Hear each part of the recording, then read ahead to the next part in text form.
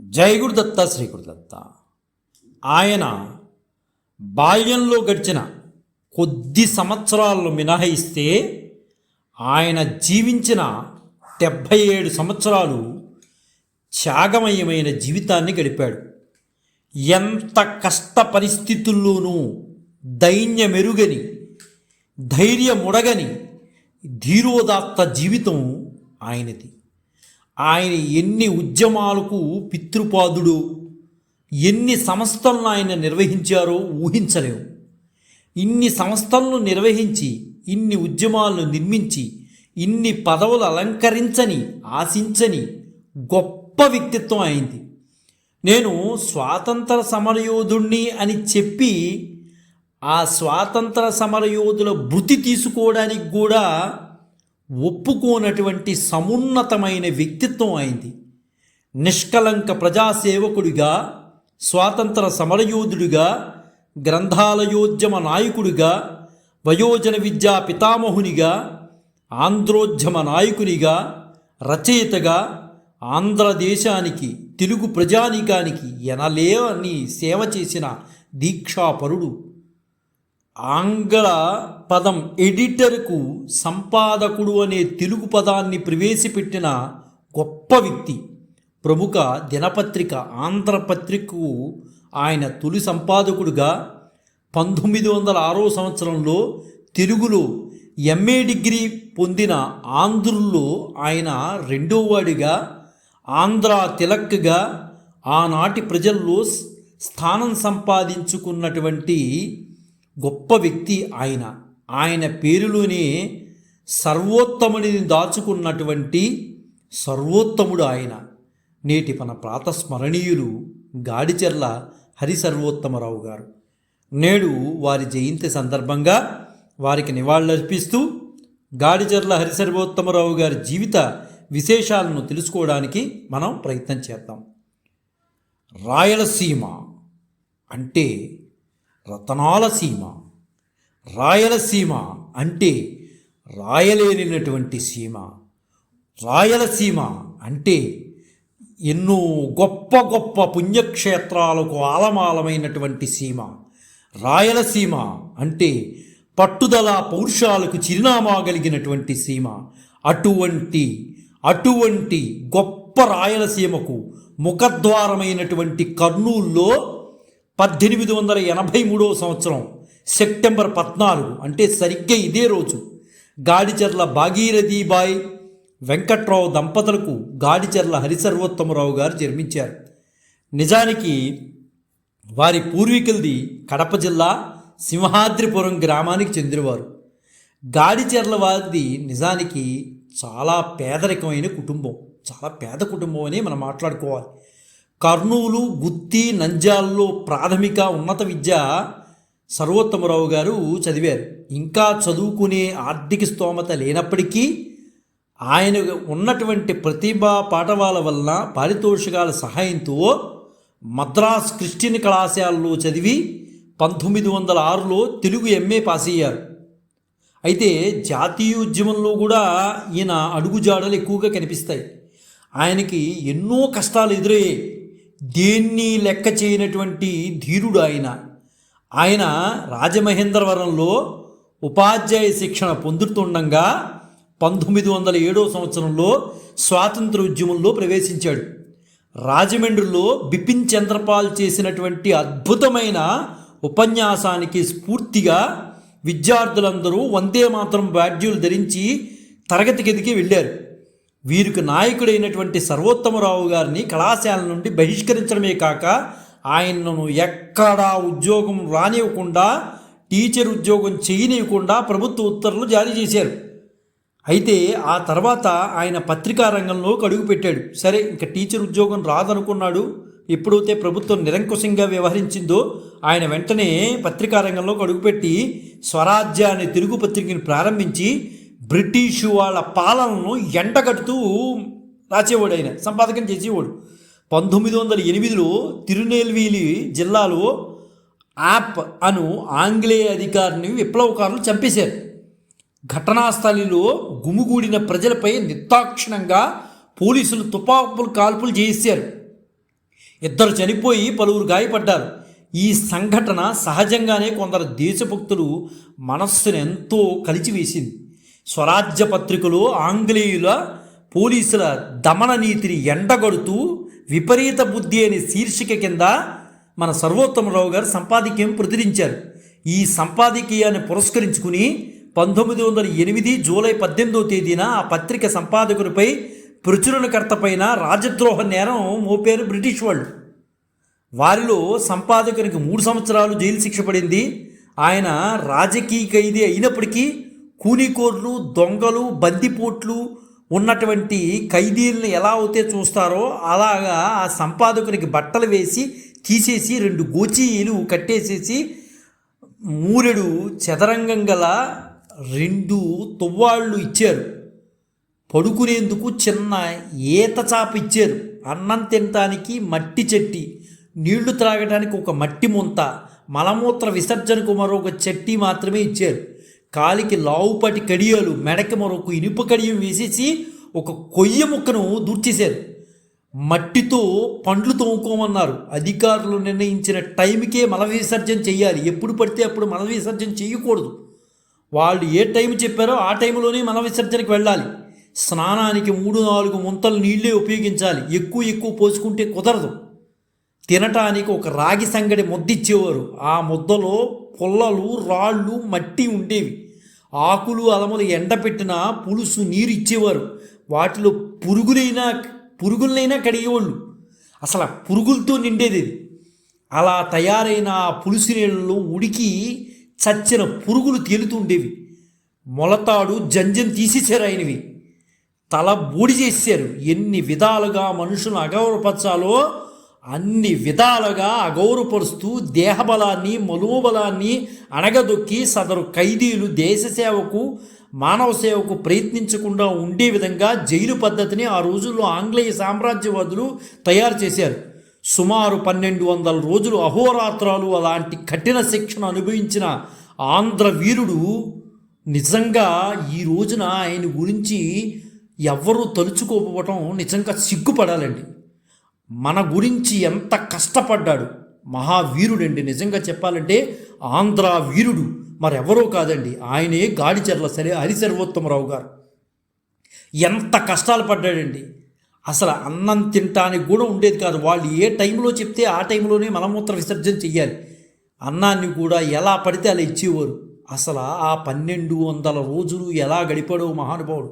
గిడుగు రామ్మూర్తి పంతులు గారి వ్యవహారిక భాషావాదాన్ని మొదట్లో ఈయన వ్యతిరేకించారు. హరిసర్వోత్తమరావు గారు వ్యతిరేకించిన రామ్మూర్తి గారితో జరిపిన సుదీర్ఘ చర్చల అనంతరం సర్వోత్తమరావు గారు తన అభిప్రాయాన్ని కూడా మార్చుకున్నాడు. అంటే ఇందులో గొప్ప విశేషం ఏంటంటేనండి, గిడుగు రామ్మూర్తి పంతులు గారితో ఎవరు మాట్లాడినా వారి భావాలు మారిపోతాయి. అంత అద్భుతంగా ఆయన మాట్లాడగలడు. ఎవరినైనా సరే అంత మోటివేట్ చేయగలడు. అందువలన గ్రాంధిక భాషావాది అయినటువంటి సర్వోత్తమరావు గారు గిడుగు రామ్మూర్తి పంతులు గారితో ఒక అరగంట మాట్లాడేసరికి ఆయన కూడా వ్యవహారిక భాషావాదానికే సై అన్నాడు. తన అభిప్రాయాన్ని కూడా మార్చేసుకున్నాడు. రచనలు కూడా గ్రాంధికంలో కాకుండా అంతవరకు గ్రాంధికంలో చేసేవాడు గ్రాంధికం మానేసి వ్యావహారిక భాషలోకి మొదలుపెట్టాడు ఈయన. అంటే అదంతా కూడా ఎఫెక్ట్స్ అన్నీ ఎవరు అంటే గిడుగు రామ్మూర్తి పంతులు గారు అండి. అంత అద్భుతంగా మోటివేట్ చేయగలడు. ఆయనతో 10 నిమిషాలు మాట్లాడితే చాలు, ఎవరైనా సరే మారిపోవాల్సిందే. అందుకు కనుకే ఈ రోజున గ్రాంధిక భాష అనేది మూలపడిపోయింది. అంత అద్భుతంగా మాట్లాడే శక్తి గిడుగు రామ్మూర్తి పంతులు గారికి ఉంది కాబట్టి కనీసం టెక్స్ట్ బుక్కుల్లో కూడా నోచుకోని విధంగా గ్రాంధిక భాష దౌర్భాగ్యమైన పరిస్థితిలోకి వెళ్ళిపోయింది.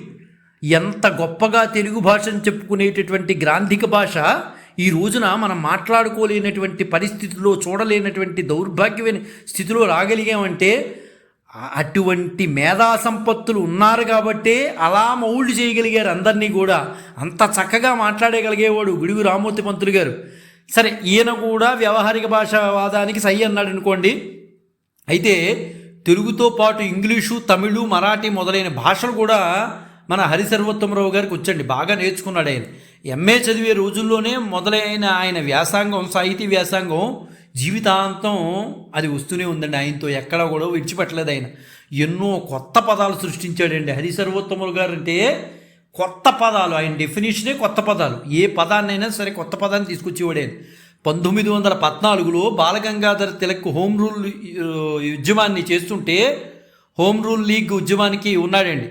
ఆంధ్ర రాష్ట్ర కార్యదర్శిగా విస్తృతంగా ప్రచారం నిర్వహించారు. 1924లో కాకినాడలో కాంగ్రెస్ సభలు జరిగిన సమయంలో హిందుస్థానీ సేవాదళ్ ఏర్పాటులో ఆయన ప్రముఖ పాత్ర వహించారు.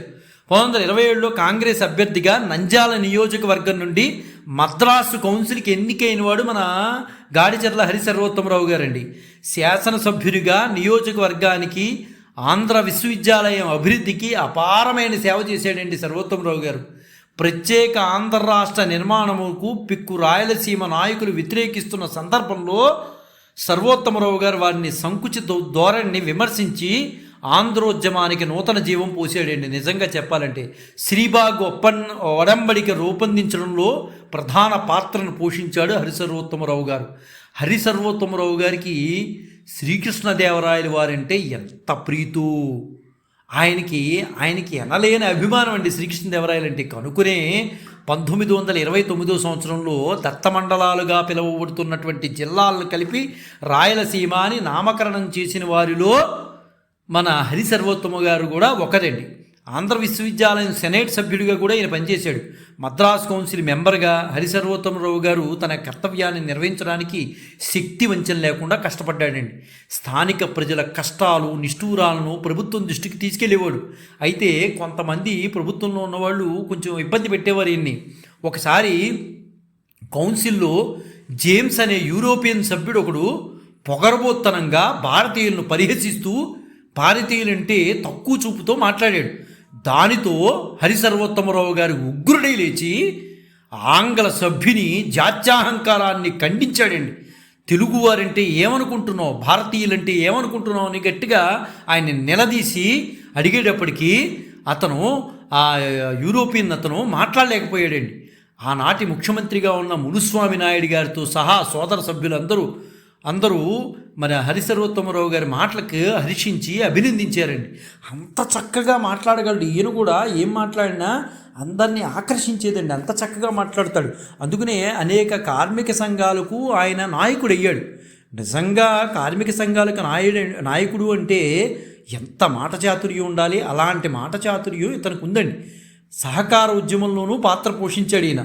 బహుశా నాటి సామాజిక ఉద్యమాల్లో ఆయన పాత్ర లేని ఉద్యమం లేదంటే అతిశయోక్తి కాదండి. గాడిచర్ల హరిసర్వోత్తమరావు గారు మద్రాసు రాష్ట్ర కౌన్సిల్లో కొంతకాలం సభ్యుడిగా ఉన్నారని అనుకున్నాం. అప్పుడే కొన్ని సంస్కరణలు కూడా తీసుకొచ్చాడు ఆయన. ఆంధ్ర మహాసభ అధ్యక్షత వహించాడు. తన కార్యస్థానంగా విజయవాడని ఎంచుకుని 1948లో సర్వోత్తమ భవనాన్ని నిర్మించుకుని అక్కడి నుంచే పలు ఉద్యమాలకు దాన్ని వేదికగా మలిచాడండి. విజయవాడని పలు ఉద్యమాలకు దాన్ని వేదికగా మలుచుకుని విజయవాడని వెళ్ళాడు. అంటే అందరికీ సెంటర్లో ఉంది కాబట్టి విజయవాడని వేదికగా మలుచుకున్నాడు. గ్రంథాలయ ఉద్యమమే ఊపిరిగా అనేక దశాబ్దాలు తన జీవితాన్ని కొనసాగించాడు గాడిచర్ల గారు. గాడిచర్ల హరిసర్వోత్తమరావు గారి జీవితం అంతా ఉద్యమాల్లోనే గడిచిందండి. పాపం ఖాళీగా కూర్చుని ఇంట్లో పరిస్థితులు చూసుకుందామనే పరిస్థితులు కావండి ఆయనకి. 24 గంటలు ప్రజల జీవితము, స్వాతంత్రోద్యమము, దీని మీదే ఆయన మనసు. ఉద్యమమే ఉచ్ఛ్వాస నిశ్వాసాలుగా బతికినటువంటి గొప్ప వ్యక్తి అండి. పనులకు ముందు, చదువు పదవులకు వెనుక పనిచేసేవారు. సర్వోత్తమరావు గారి జీవితం అంతా పేదరికమేనండి. ఆయన చూస్తే జీవితం అంతా పేదరికంతోనే అనుభవించాడు. ఆ రోజుల్లో చాలామంది జీవితాలు కష్టాల్లోనే గడిచాయి. అయితే స్వాతంత్రం రాగానే వారంతా హడావుడిగా కాంగ్రెస్ పార్టీలో తమ పలుకుబడిని ఉపయోగించుకుని పదవులు సంపాదించి సుఖపడ్డారు. కొంత సంపదను కూడా పట్టుకున్నారు.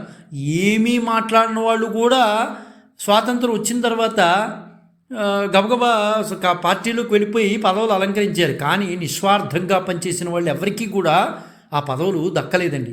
కానీ దేశం కోసం పనిచేసిన గాడిచర్ల హరిసర్వోత్తమరావు గారు నిజాయితీ గల నిస్వార్థ ప్రజాసేవకుడుగా ప్రజా ఉద్యమాల్లో పనిచేస్తూ నిరుపేదగానే మిగిలిపోయాడండి. ఏ పదవులు కూడా ఆయన్ని ఇంత కష్టపడ్డావు కదా ఈ పదవి తీసుకొని నోటితో కూడా అనలేకపోయారండి. నువ్వు కష్టపడ్డావు కదా, ఈ ఈ పదవును అలంకరించు అనే మాట కూడా అల్లా.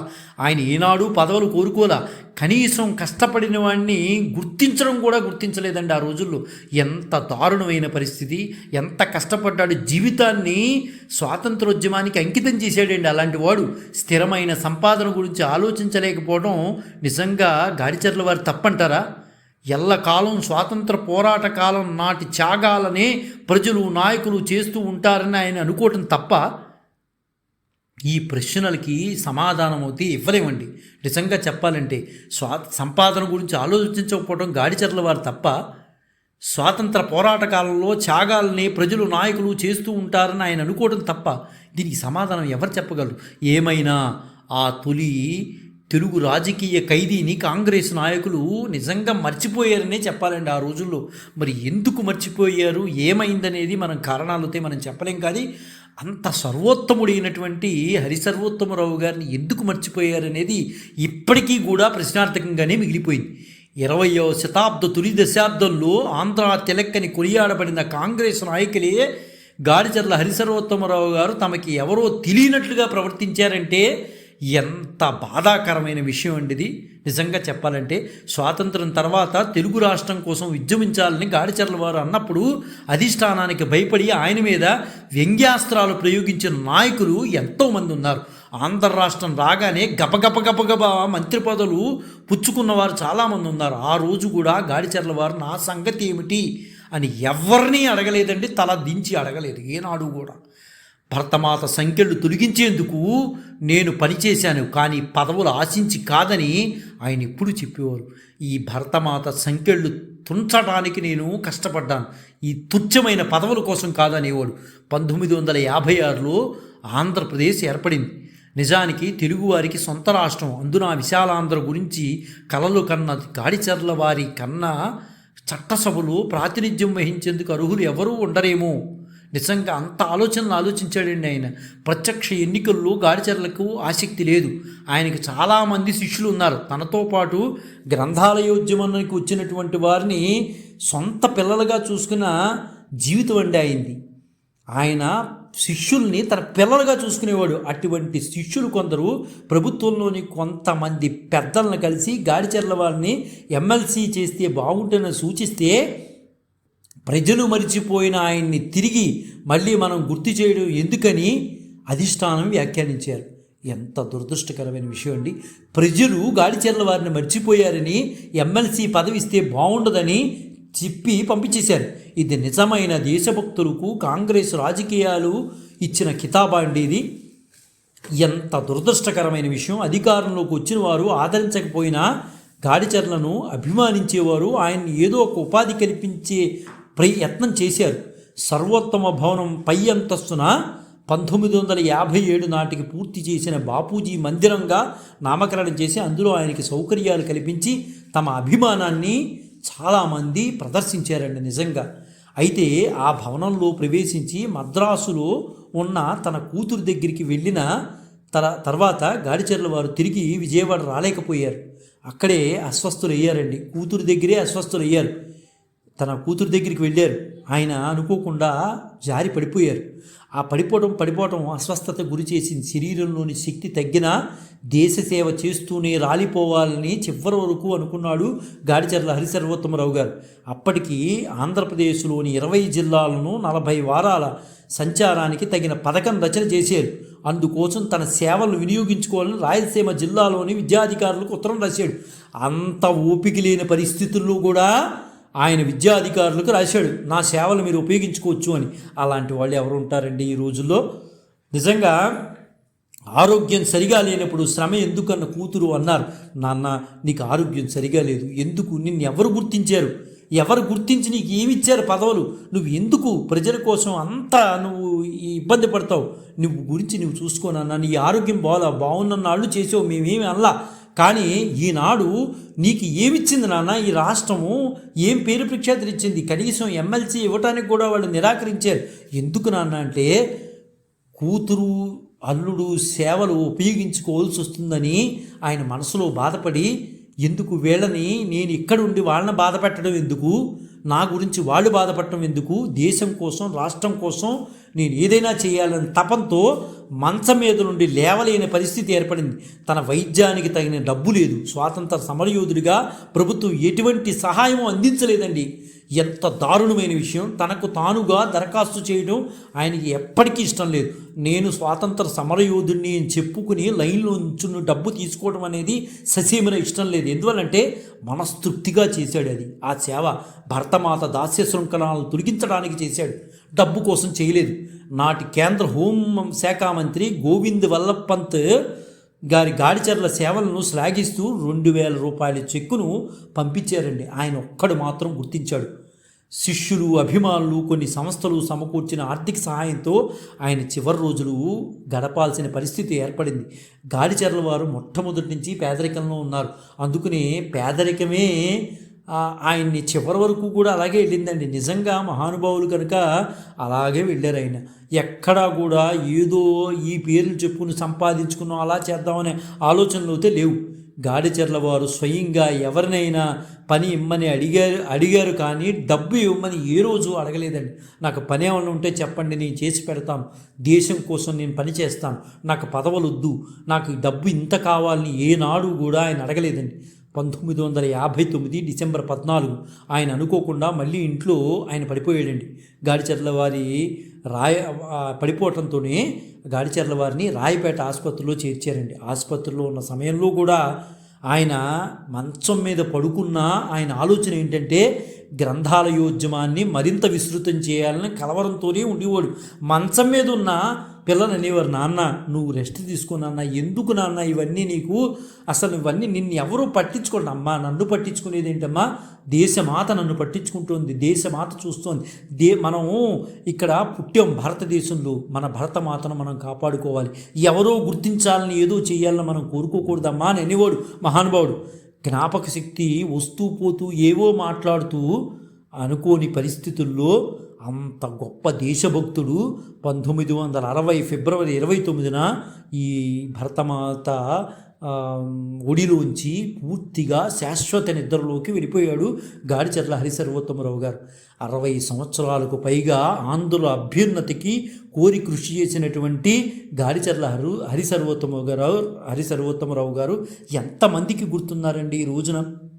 మహానుభావుడు ఎంత కష్టపడ్డాడు, దేశ ప్రజల కోసం అహర్నిశలు కష్టపడ్డాడు. తిన్న రోజులు తిన్నాడు, తినని రోజులు తినలేదు. ఆయన ఏ రోజు తిన్నాడో ఏ రోజు తిన్నాడో ఎవరికీ తెలియదు. కానీ దేశ సేవ కోసం తన జీవితాన్ని అంకితం చేసిన మహోన్నతుడు గాడిచర్ల హరిసర్వోత్తమరావు గారు. అందుకనే మన కాళోజీ నారాయణరావు గారు ఎంత అద్భుతంగా గాడిచర్ల వారి గురించి చెప్పారంటే, వందే మాతరం అనగానే వచ్చి తీరు ఎవరి పేరు, వయోజన విద్య అనగానే వచ్చి తీరు ఎవరి పేరు, గ్రామ గ్రామమున వెలిసిరి గ్రంథాలయం యమనికి గుడి, అరగని తరగని వడవని అక్షర దానం బెవనిది, 60 ఏండ్లు ప్రజల కొరకు అరిగిన కాయం బెవనిది, తన బరువును మూయలేని తనువును చాలించనెవడు తరతరాలనెవని మేలు తలచుచు పొరలుచునుండును, అందరికెవనితో పొత్తు అఖిలాంధ్రమెవని సొత్తు, ఏ స్థానక విను నేను ఆ స్థానాధీశుడు ఎవడు, వయోవృద్ధుడవు యువకుడు వాస్తవ జీవితం అతనిది, హరిసర్వోత్తముడు అతడు, ఆంధ్రుల పాలిట దేవుడు అతడు అని కాళోజీ నారాయణరావు గారు నిజంగా చక్కగా మాట్లాడారండి. నిజమండి, కాళోజీ గారు చెప్పింది 100% నిజం. మన హరిసర్వోత్తమరావు గారు తన జీవితాన్ని పూర్తిగా పరిపూర్ణంగా ప్రజాసేవకే అంకితం చేసిన మహాత్యాగండి ఆయన. ఏ బిరుదులకి కూడా ఆయన నోచుకోలేదు, ఆయన ఇష్టపడలేదు కూడా. మహాపురుషుడంటే హరిసర్వోత్తమరావు గారి. ఆంధ్రుల పాలిట నిజమైన దైవం గాడిచర్ల హరిసర్వోత్తమరావు గారు. తెలుగు ప్రజలకు ఎప్పటికైనా తెలుగు అనే మాట ఉన్నంతకాలం, ఈ భూమి మీద తెలుగు అనే పదం బతికున్నంతకాలం చిరస్మరణీయుల జాబితాలో మొట్టమొదటి వరుసలో ఉండేవారు గాడిచర్ల హరిసర్వోత్తమరావు గారండి. నిజంగా నేడు వారి జయంతి సందర్భంగా ఆ మహనీయుడికి మనసున్న ప్రతి ఒక్కరూ కూడా నివాళులర్పించాలని మనసారా కోరుకుంటూ, జై గురుదత్త, శ్రీ గురుదత్త, శ్రీపాద శ్రీవల్లభ చరణదాసుడు, మానికొండ రాజశేఖర శర్మ, రాజమహేంద్రవరం. స్వస్తి.